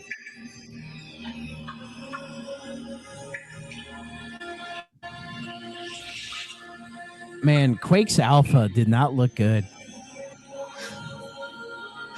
Is John Romero gonna make us his bitch?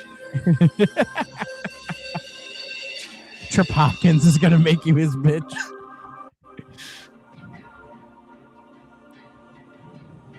He's still working on Portal Runner. We landed in Alice in Wonderland. Oh no. It spins. It spins.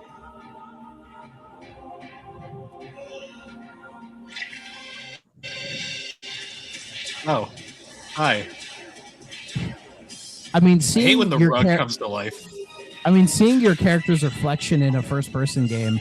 A lot of modern games don't even do that. This is like the freaking the ending to Harvester. Like, what's going on? But in first person. Oh, it's the car again. So that game's in the headlight of the car. I guess. What are we watching?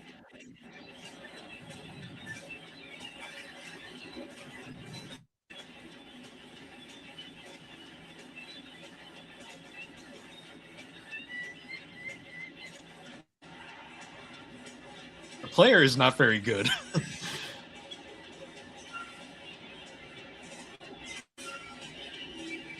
So they're showing off this really impressive 3D graphics for this racing game to be a first-person racing game. Yes. Or it's just the POV setup. Oh. Ah! We're gonna die. You know the cameraman's not clapping. Because he wasn't impressed at all. He's holding the camera. We're looking forward to coming back in a few months to give you more details about how we're going to roll it out. In the meantime, we're delighted to be able to show you this glimpse of what the next generation is going to look like even before our competitors have caught up with our current products. And we're looking forward to having a great I think they've already caught up, Trip. with the ecosystem and a great year with it. And I would be delighted if you want to stick around and ask me or other executives questions about the business. We'd be happy to answer them. And of course, we'll be able to show up in the next few days. So thanks very much for joining. Wow. Oh, I wish you would stick around for the Q&A.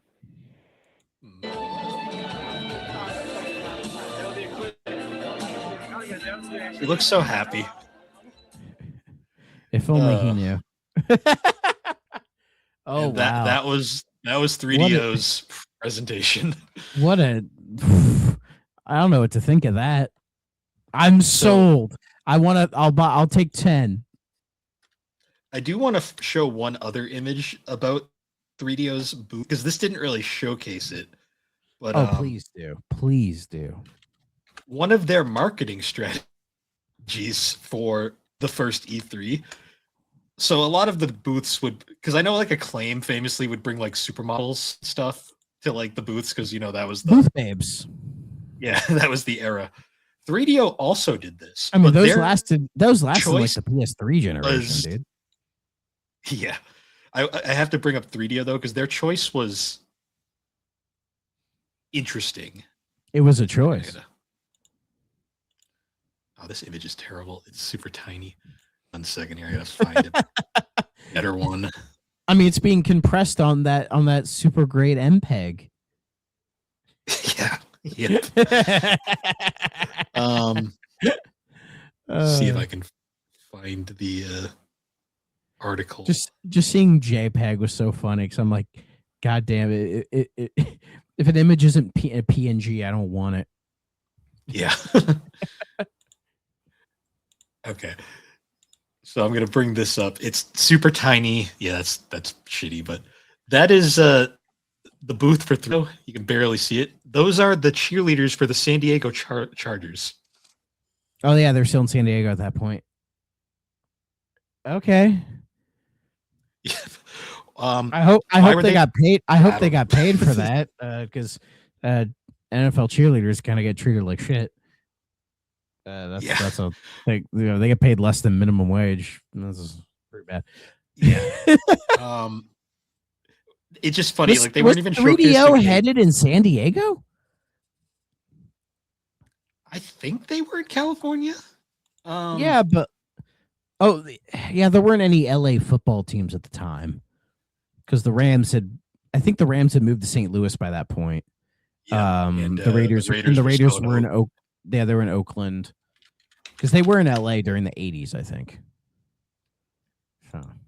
Oh, I found the other shot of it. Let's see if the one is any better. Maybe it'll look a little cleaner. It's still tiny, but it's whatever. So we also had this shot where it's just the booth and they're just there. Like they're just like, why the hell are we doing this? Did you get a paycheck? Paycheck. You guys are getting paid? Yeah, pretty much. I do want to bring up, I read a thing that's like the most like what the fuck like thing I ever apparently let me see here if I can find it again. It was on IGN's website. Where is this? I hope I didn't just like imagine this.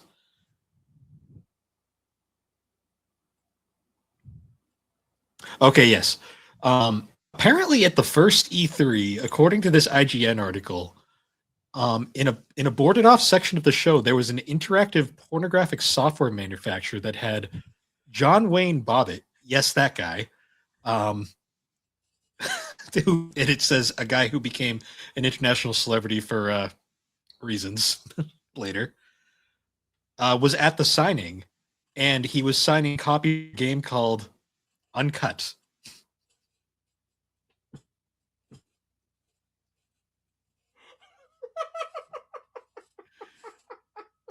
Yeah. No fucking way. No fucking way. According to this IGN article, the article says, and it literally says, and I'm not making this up, copies of a program titled Uncut. Bobbitt then found out what hotel the Flame Girls were in and reportedly called them. Lovely. Oh, that's it. We're canceling the show. We're done.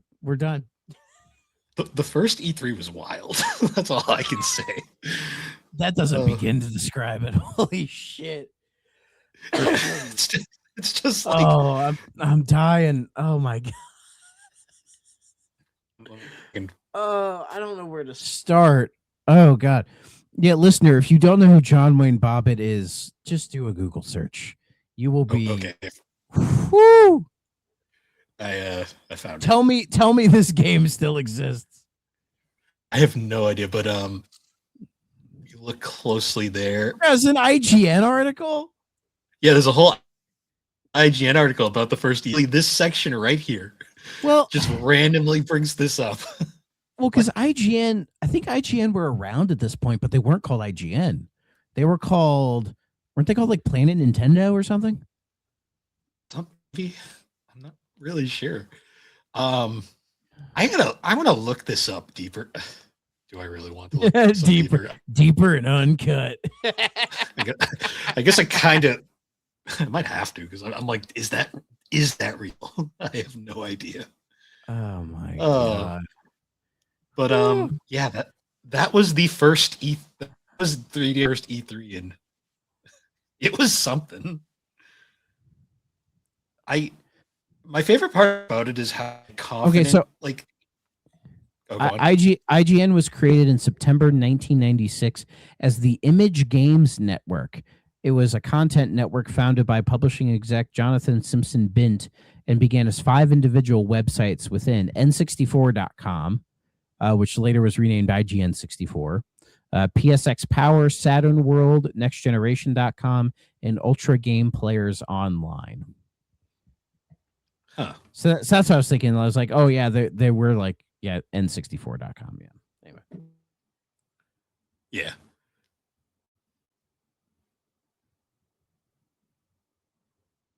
Oh no.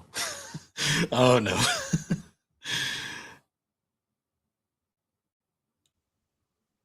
Sorry about that. What were you saying, Bill?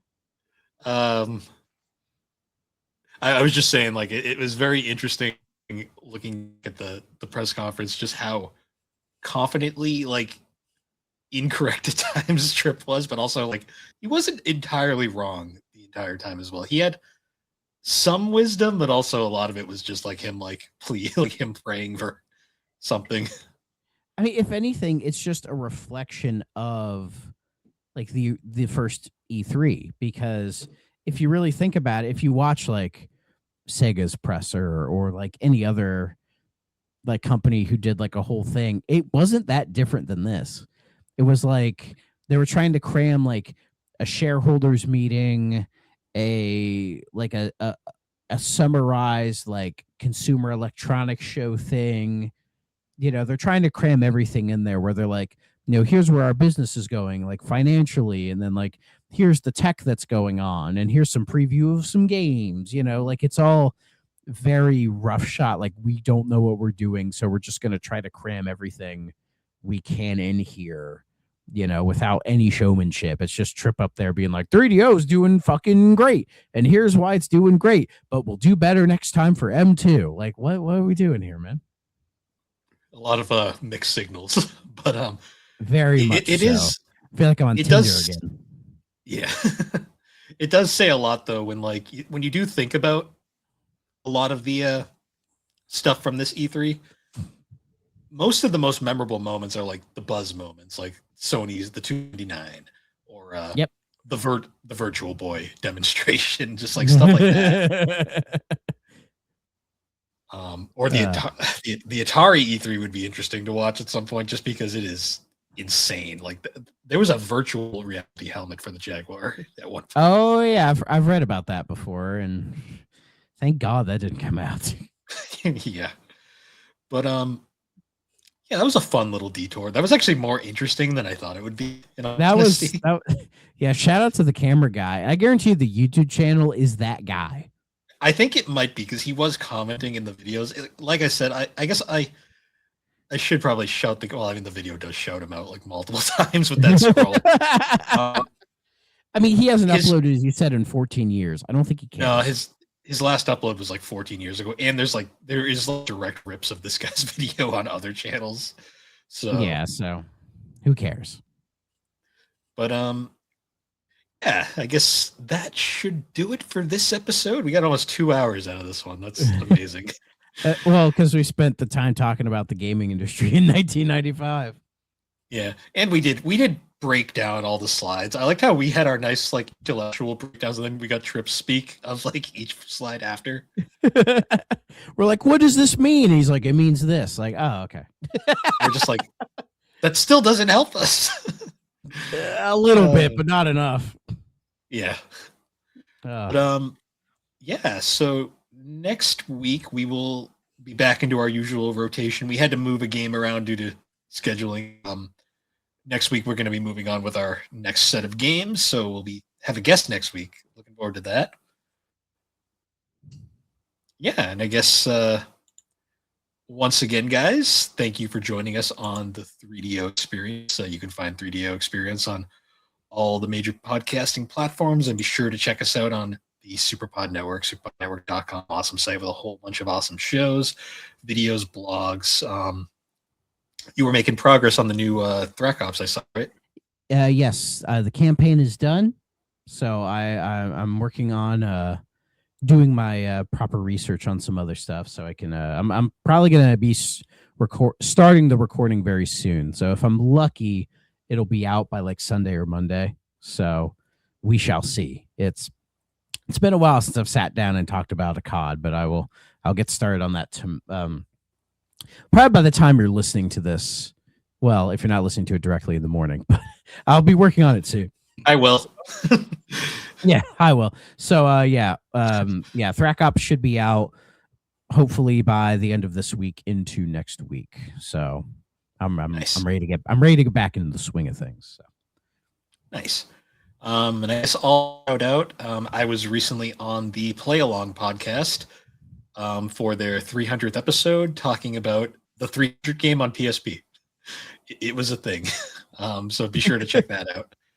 And check out the Pixel Project Radio you were on, talking about 3D Game Heroes with Rick. Yeah.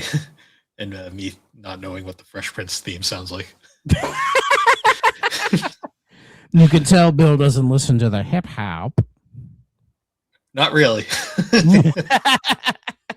He's listening to fucking AFI and like white people music. Yes.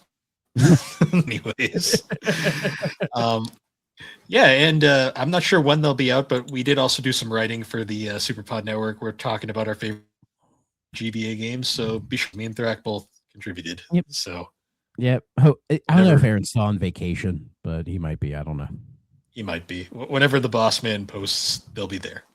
Yeah. We'll let you know. Don't worry about it. Yeah. But anyways, guys, here. Bye-bye.